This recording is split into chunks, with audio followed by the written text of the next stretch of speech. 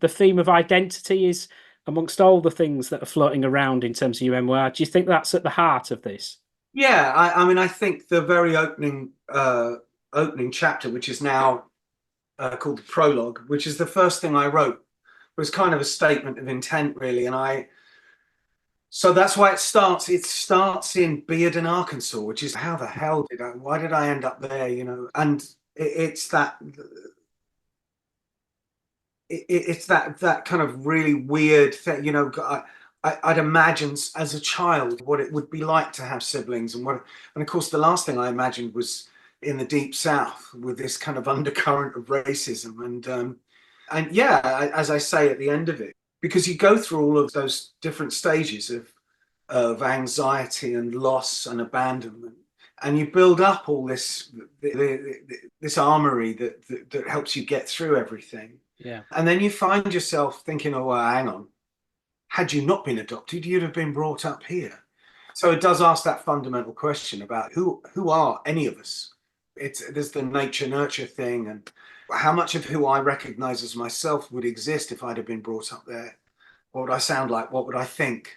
Would I have the same hideous views as some of my relatives? I certainly wouldn't be in fucking King Crimson, to tell you that much. So yes, so I try and I think that for me, the opening chapter sets that up. And I say in the book, 36 years later, I'm standing on stage in front of 120,000 people with the band I loved as a kid. And you just think, the fuck did I get here? This is mad. But something that you said when I spoke to you last time that really hit home, and people will see your name in writing and in probably a Polish background in terms of your genealogy. And you described that moment when Brexit happened, and you made a comment on social media about that, and then people were piling in, and then the racist incidents, and the fact that you've come from, is it an Irish background? But not that it should matter. It's just the sheer hypocrisy of that situation. Of course, no, I was born in London.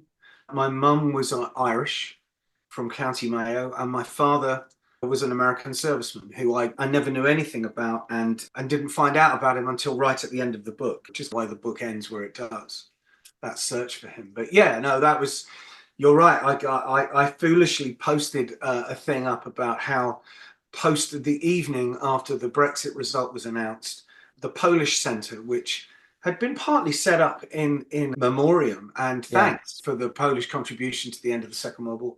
And it was a place I took my adoptive father when he was old. We'd go there for lunch or whatever. And it was completely daubed in racist graffiti. So I posted a thing saying how saddened I was by this, because I have a nostalgic connection to it. And then you get that thing where all your friends comment, and then it gets shared, and then people you don't know start writing to you saying, we won, you lost. Why don't you fuck off home? And I'm sure they didn't mean either Highgate or Croxley Green, but yeah, no, it's hideous, isn't it? We're all human beings. Yeah. And that's the point. Had I been brought up in Bearden, Arkansas, I would have thought one way. Had I been brought up in Gaza, I would have been doubtless a Muslim, and I would be thinking all sorts of other things. So thereby, for the grace of whatever, go any of us. The historical aspect is absolutely fascinating as well, especially on your adopted father's side, because your adoptive grandfather was sort of from a German background. And he was ethnically German, living in Poland. As a result, my father, who was Polish, was deemed racially pure enough to be conscripted into the German army. And you've probably not seen the picture sections of the book, but there's a photograph of my dad in Nazi uniform, because he was... Oh, you've got an actual book. Wow. I've got, yeah. Fantastic. Okay, so the picture I'm referring to. And I'm really indebted to Al Murray, the comedian Al Murray, who's got a degree in modern history from Oxford and has written a number of very detailed books about the Second World War, and does a podcast with a historian called James Holland. And they were brilliant, because I've got all of these interviews with my father that I did for the piece I made for Radio 3. And of course, the actual bit I used was tiny. It was a few minutes, but I've got hours of these conversations that we had when we were in situ in Poland. And I was able to go through them and hear these incredible stories that he told. But he was in his 80s, so he couldn't remember exactly when and where any of these things happened. And Al, and in particular James Holland, were able to I scanned some of the documentation, which is, there's photos of that in the book too. And he said, I know exactly where your dad was, what battalion he was in, what battalion he was meant to be in, which was intriguing in itself. And it put an amazing kind of skin on the bones of that story. It brings that chapter alive for me. It was fantastic.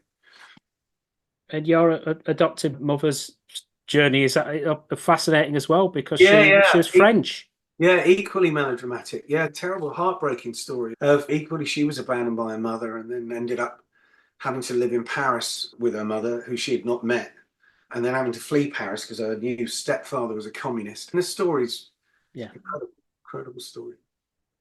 And you describe when, I think it was at the 90s, when your mum had Alzheimer's, and those glimpses of memories that she had in the past, and getting that out of there. Again, it's a really interesting aspect.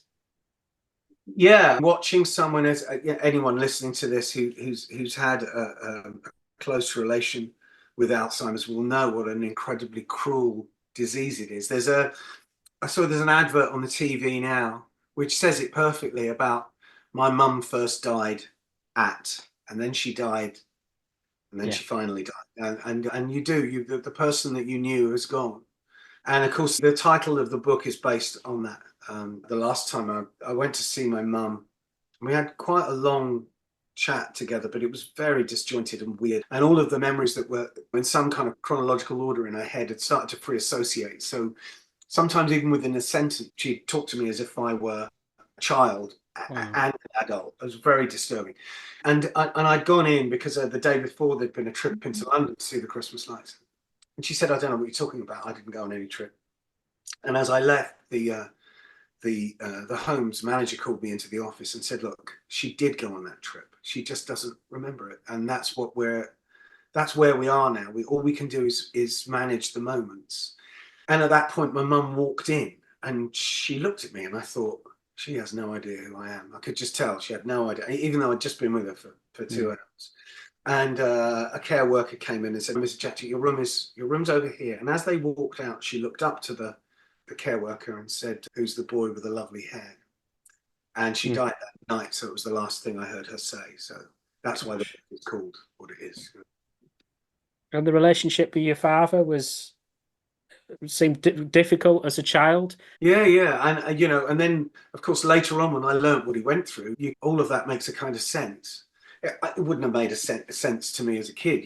You're just responding to what that is, and it generates a personality that's full of fear. I was absolutely petrified of him, and I felt very isolated and lonely. And then that you're adopted, and you think maybe it wouldn't have been like this, or what would it be like, or what should it be like? And then, as many of us do when we're a child and going to teen, you get passionate about football and music, and then you describe the moments of the live bands that you see as well. Yeah, I was very fortunate. I think the area that I grew up in, it's kind of home counties thing, Watford and Hertfordshire. There were loads of venues when I was a kid, loads. There was the Technical College, there was Watford Town Hall, there was the Top Rank, there was a little club called Kingham Hall, which I think only held about 300 people maybe. And I saw Genesis there, the Peter Gabriel Genesis. I saw them there, I don't know how many times, 3 times maybe.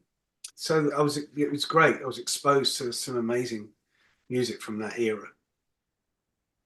Coming back to what you were discussing at the start, you had lots of different groups and bands, and the culmination, in essence, is being on stage with King Crimson to 120,000 people, as opposed to at points in your career, you were dropped by record labels, small gigs, everything in between. It's that strange contrast of life, really, where you've got a moment where you're in front of 6 figures of people, and then other moments where you're playing to.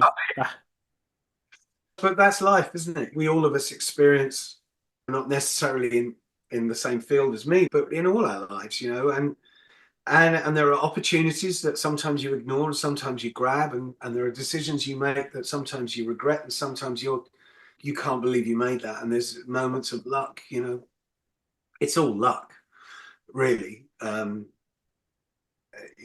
That's the one thing that, libraries and bookshops are full of self-help books by people who are telling you how to be successful like they've been successful. And the one thing they always seem to fail to discuss at any great length is luck, is fortune, is right place, right time. And that stuff it comes out of the ether, out of nowhere, really, seemingly. But along the way, the people that you meet and some of the stories around that are absolutely fascinating. There's even a moment where you happened to be at the recording of Michael Jackson's Bad album, wasn't there? That was because in 80, was it? I was 83, 84. I was being produced by a man called Peter Collins, who sadly died quite recently. And Peter eventually moved to America and produced Rush. I think he produced a couple of Rush albums. But in the 80s, he was doing all this pop stuff. He did Alvin Stardust, he did Tracy Ullman, he did Musical Youth. He produced the first two Nick Kershaw albums. And they got him in to produce some of my stuff. And there was one track in particular, and he said, I think it'd be great if we had some brass on this. And I said, oh, yeah, I know a couple of trumpet players. And he went, no, the brass section. I said, what do you mean? And he said, the Jerry Hayes section, the Quincy Jones's horn section. So next thing I know, we're on a plane to Los Angeles. And we worked with these incredible musicians. They were just fantastic. And what was lovely was that they really enjoyed playing on my stuff because they said, this is just different. And I encouraged them to be a bit left field, and Jerry wrote some amazing stuff. And I got very friendly with the saxophone player, Larry Williams, who's also a very good keyboard player. And we became pals. So we'd hang out when he came to England on tour and then I would often stay at his house. And because I'd known the horn section, and I remember we'd gone out together. I remember we went to they used to have a big jazz festival at the Hollywood Bowl. And I remember going to see Michael Brecker with the section. I'm sat with the section watching Michael Brecker. Anyway, this one day, Larry said, listen, we're doing a session on Saturday. The guys would love to see you. Why don't you come down? He didn't tell me it was a Michael Jackson session. I just drove to this studio. And when I got there, it was full of security, which was very odd. You don't really see that in recording studios, faceless buildings out of nowhere. And they said, who are you? And I'm a friend of Larry Williams. And he came to get me, and we walked down this corridor, and there was the thin, gaunt figure of Michael Jackson leaning against a wall. And so I spent all day with him. And in the book, I tell this ludicrous story about how he suddenly started chatting to me at the end about my shoes, of which he was very taken with. And I was aware at the time that I was in the presence of the 80s answer to Howard Hughes. It's not something you're going to bump into in the local Sainsbury's. Partially responsible for is it the late 80s craze, the stutter rap? Well, the thing is, I dabbled in comedy and I moonlighted in this group as this grotesque Italian character. We did a number of shows, and we did a kind of set piece thing, I had a narrative up at the Edinburgh Festival. So it was a guy called Roland Rivron, Simon Britton, myself, and an actress called Kathy Burke. Yeah, and so it was the four of us. It was this kind of narrative thing. And we were the last show on at a venue called the Gilded Balloon. And the Gilded Balloon had the late night bar. So all the comedians would end up there. So I got to know them. That's how I know a lot of comedians, as a result of being in that firmament. One of whom was a guy called Tony Hawks, who had a band called Morris Minor and the Majors. And they had a song called Stutter Rap, which they did on Saturday Live, and created such interest that Virgin Records offered them the record deal. And they insisted that I produce it. They said, look, Jakko's a musician, he knows how to, but he also understands comedy. So I did that, and I did it under a pseudonym because I thought, if this is a hit, I don't want to be associated with it. So I did it under a stupid pseudonym. There's that brief time when you were deputising for Dave Davies in the Kinks as well. Yeah, I was in the Kinks for a week, yeah. You want me to tell that story? Yeah, go on. It was 1994. I was in level 42, and one Sunday, the phone rang. So this is pre-internet, pre-mobile phone, I guess. And I got a phone call from a guy claiming, he phoned up and said, I'm checking your availability for the next week or so. I said, oh, yeah. He said, yeah, Ray Davies has asked me to call you. And I said, what, out of the Kinks? He said, yeah. I said, okay, why? He said, the Kinks have got some live stuff, including a kind of a radio broadcast on Radio 1, live on Radio 1. And his brother Dave is ill, and he wanted to know if you might replace him. And I said, "Are you sure he asked for me? Because I'm not that kind of guitar player, you know. I was in level 42, kind of fusion-y kind of thing." He said, "No, he definitely asked for you." And I thought, "Oh, how weird." So I met this bloke at a service station, and he gave me a cassette, and I went home and I started making notes. Next day, I drove to Kinks Studios in Muswell Hill and started rehearsing. And I was rehearsing with a band, and we're halfway through one number, and Ray Davies comes in, straps on his Les Paul Junior, and I'm thinking, oh my God, it's like I'm watching Top of the Pops, except I'm in the Kinks. This is mad. And then that day or the day after, we were at Maid of Vale Studios, BBC, and we've set up, done the sound and everything. And Johnny Walker is doing the lunchtime show from Broadcasting House and is interviewing Ray via the tie lines. Yeah. And he says to Ray, he said, I understand your brother, Ray, Dave, is not well. He said, no, he's not well. He's never been well. I'm joking around. And they said, so so who have you got on guitar this afternoon? And Ray Davies said, we've got, and I thought, you don't know the fuck I am. And eventually he said, my granddad. So we play this next number, which I think was All of the Day, All of the Night, All of the Day. And there's a kind of simple pentatonic bluesy solo at the end. I was so angry, I pissed all over it, I'm flying around inappropriately. And at the end of it, Johnny Walker, who I had met, I'd done a thing on 5 Live with Johnny Walker about adoption. And he'd also interviewed me and Danny Thompson when we did a thing called Dysrhythmia. So he kind of knew who I was. Yeah. So at the end of the track, he said, "That's Jakko on guitar there. A great solo there, Jakko." And then Ray went, "Yeah, Jakko. Oh yeah, well done, Jakko." And I later found out that what had happened was that Ray and Dave notoriously hate each other's guts. There's this terrible animosity between them. And at the time, Dave was living in Los Angeles. So when this live thing came up, Ray thought, what can I do to really piss Dave off? I won't tell him we're doing this. And instead, we'll get somebody else in. And on the coffee table at Conk Studios was an issue of Guitarist magazine.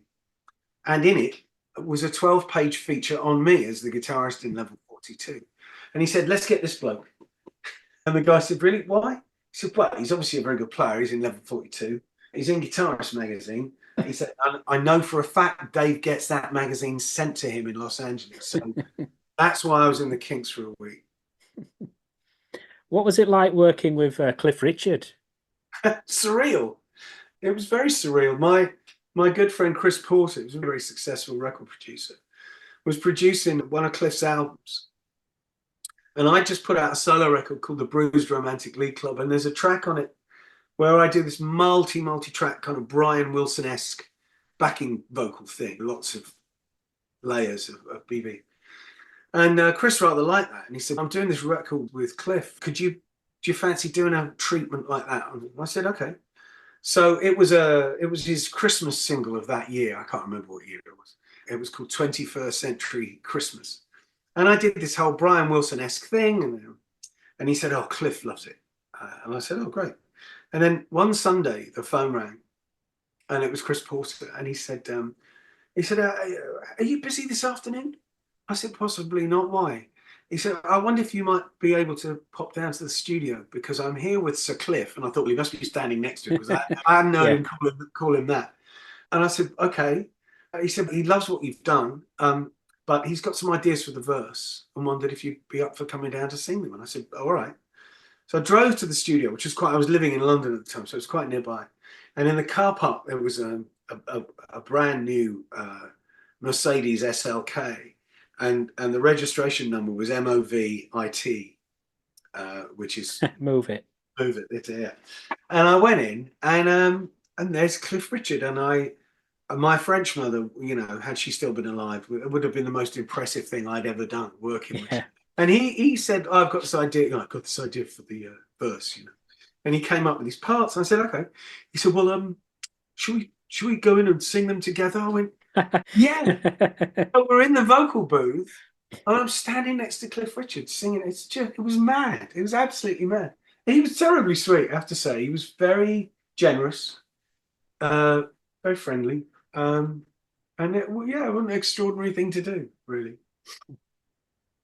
Joining King Crimson must have been extraordinary for you, given that they were one of your favourite bands growing up. So that, again, that must have been a special moment when you're on stage with Robert. Yeah, yeah, of course it was. I'd been in the kind of in and around the Crimson firmament because I'd done this thing called the Schizoid Band, which was everyone, ironically enough, everyone in the band apart from me had been in King Crimson, and they were playing the older repertoire that the current repertoire doesn't play. The current band didn't play, and we'd been rehearsing, and it had been quite tricky, some tricky personalities and politics going on, and the phone rang one morning, and it was Robert Fripp, who was my childhood hero. I'd never spoken to him. And he said, Jacko, it's Robert Fripp here. I wondered how rehearsals are going. And I said, if I'm honest, Robert, they've been three of the most unpleasant weeks of my life. To which he said, yes, I thought that might be the case. You know? And so he became this kind of personal King Crimson Samaritan that I could. And that's how I got to know him. And I asked him to play on my solo record. And he'd already created this other thing. So he ended up on two tracks, one of which we co-wrote. And then he asked me to go and improvise one day. And we sat in the studio all day, him with this huge rack of equipment he's got that he calls the Solar Voyager, this amazing rack of stuff and all these volume pedals. And at the end of that particular session, he gave me a box and I said, what's this? He said, that's everything we've played and recorded today. I said, okay, what do you want me to do with it? He said, I'm sure you'll think of something. And that eventually became this album called A Scarcity of Miracles, where I wrote songs around the improvisations. And then we got Gavin in to play drums and Tony Levin to play bass and Mel Collins. So in essence, that became the kind of basis of the next King Crimson, although that was never spoken of. And then one evening in September of 2013, the phone rang and it was Robert. And he said, I've decided to reform King Crimson. Would you like to be the lead singer and second guitarist? Wow.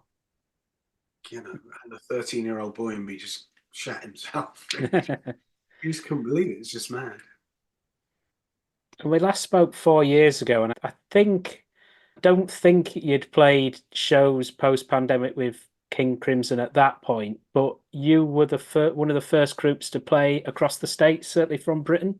Yeah, we were the first British band back into America post-COVID, and it was weird. And what was particularly weird was how politicized the virus had become.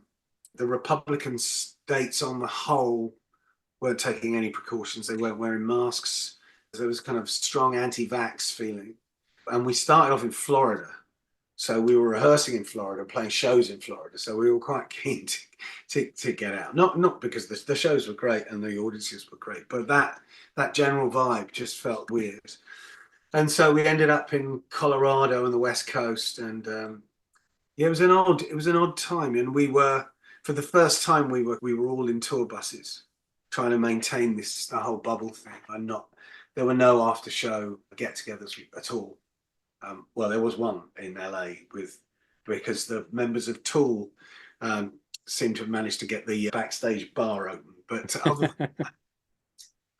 other than that, there was no kind of after show thing on any of the tour. Post King Crimson, what are the particular projects that you're focusing on now for the next year? I co-produced this album with a girl called Louise Patricia Crane, which I heartily recommend and advise anyone to check out. Tony Levin's on it, Gary Husband plays drums, Mel Collins is on it, and it's a really interesting record, and she's a very talented girl. So we did that, and we were promoting that a bit. I'm now making a second solo record for Inside Out, and we've been recording studio versions of all the new Crimson stuff. Does that mean there's going to be another King Crimson album? Who knows? These tracks may come out in dribs and drabs. They might come out as an album. They may not come out at all. It's got nothing to do with me. But at least we've recorded them. Is that new material or stuff you played live? Some of it we played live, yeah. But it's the new material that we played live, yeah. So it's three or four songs that I co-wrote with Robert and some instrumental stuff that Robert wrote. Who knows?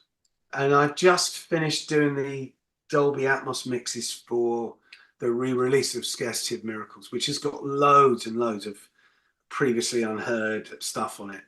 And because of the nature of how we made it, there was loads and loads of alternate takes of different instruments. And Gavin plays drums on one track that there wasn't drums on, and there's one track that's got all these different overdubs. There's a whole different, so it's a significant alternate take on the whole record.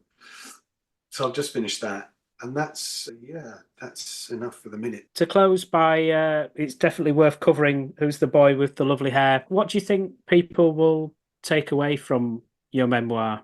As you've pointed out, it covers a lot of bases. On the one hand, it's the story of this young kid who falls in love with music because it's an escape and it's a way of making sense of his life. And it's a story of this kid who ends up working with virtually all of his childhood heroes, which is an extraordinary thing in itself. But at the same time, it is about identity and adoption and what that means and what that does to people, and how this weird, complicated tale started to unveil itself to me, you know, and throughout it, I keep thinking, oh, I know now what happened. And then you don't, and then something changes, and then the very ground beneath your feet seems to move because it's all changed again. So, hopefully people will see it as, on the one hand, I think it's an entertaining read. There's some funny anecdotes, and there's some extraordinary tales of me meeting unbelievably mad people. Uri Geller, Jackie Charlton, the Dalai Lama, Kate Bush. Kate Bush, bless her. Audrey Hepburn, Roger Moore. The list is endless, and it's all very weird, you know, how I ended up even in any close proximity of these people. But hopefully it's also a story about identity and who we are. Yeah, can't recommend it highly enough. Thank you very much. It's been a pleasure. It's my pleasure. Cheers, Jakko.